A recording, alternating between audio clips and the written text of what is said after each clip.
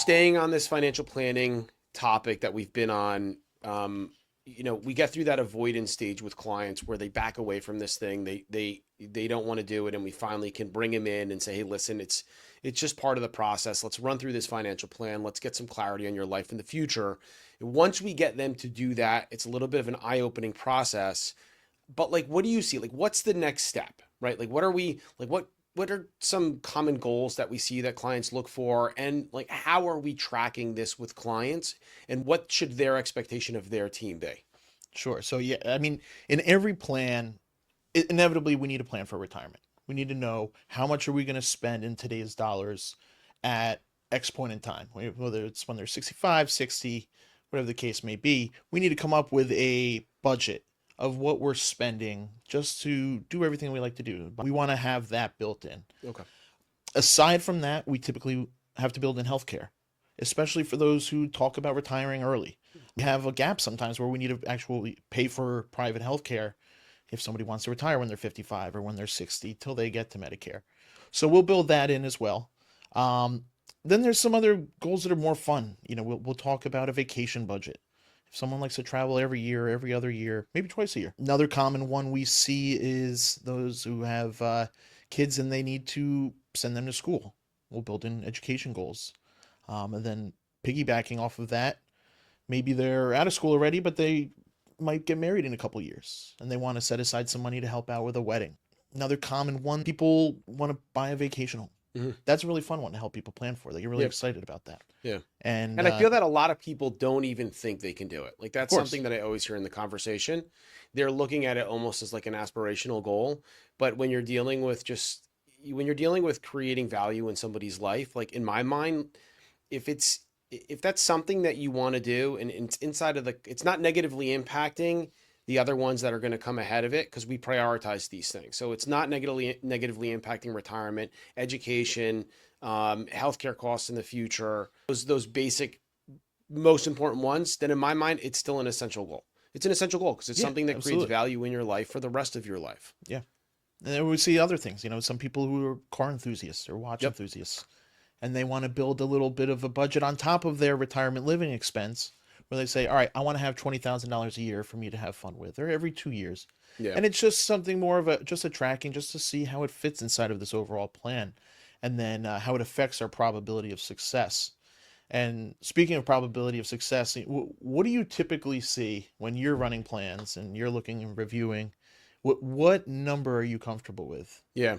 Yeah. So when we talk about probabilities of success, I mean, and this is just my experience.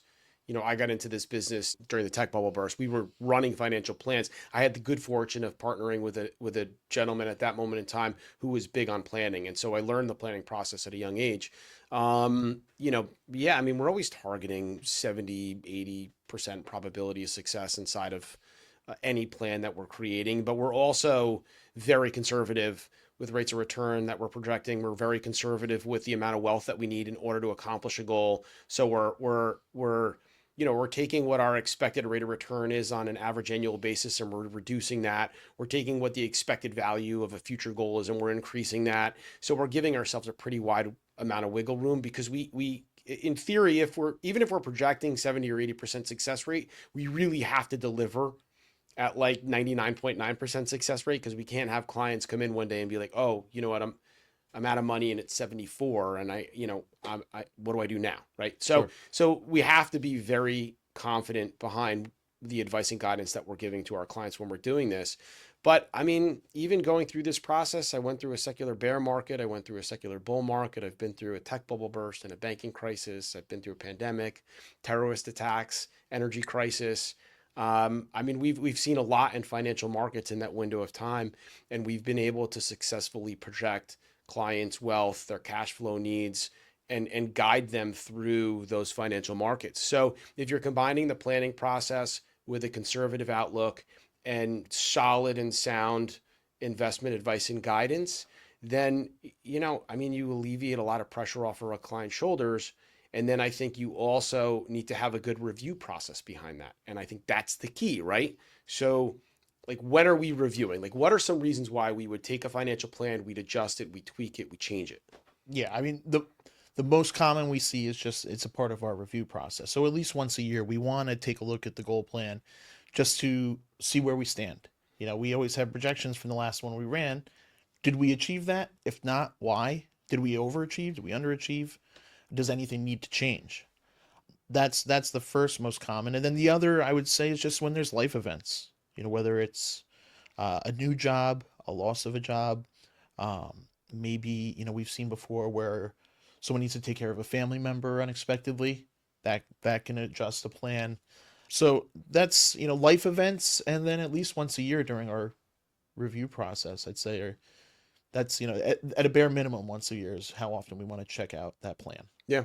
Yeah. And I think that's the key. Because you're not what a lot of people, this is not a set it, forget it thing. This is like a puzzle that's always changing, Yeah, right? The pieces they're always moving around, and we just have to keep trying to put it together on an annual basis. And listen, we know it works. The clients that come to us that go through this process, they eventually learn how it works. And there's just so much more that goes into it. We're covering kind of like that really base case level of what we see with people, but it's just so it's you're dealing with clients, you're dealing with private wealth, you're dealing with ultra high net worth. Somebody that has $500,000 is going to have different needs than somebody that has $15 million. sure. But it's still part of the planning process, right? The first part of it is still uncovering what that vision of that client's life is in the future, and then not just first generational wealth, second generational, third generational wealth. It just continues on down that road. And that's why you have to review it annually, Yep, because what I want to do here at 48 years old may look a little bit different when I'm 65. So I absolutely. need to constantly be adjusting and accommodating that based off of what's happening in my life, which is always changing. Absolutely. Yeah. It's just ever evolving, and all it is a snapshot in time. So it Yep. just needs to be reviewed. Yeah. Awesome. All right. So I think we're kind of diving into the importance of the planning process, some nuances that I think we're uncovering, some emotional aspects that people have as to why they avoid it, the importance of why they shouldn't. Just giving them a little bit of color on what they would expect if they went through this process. And then, I mean, listen, we're gonna keep going down this path because we are getting to the end of the year, and this is one of the most important times for us when we start to review these things, and hopefully it helps some people out. Absolutely. All right.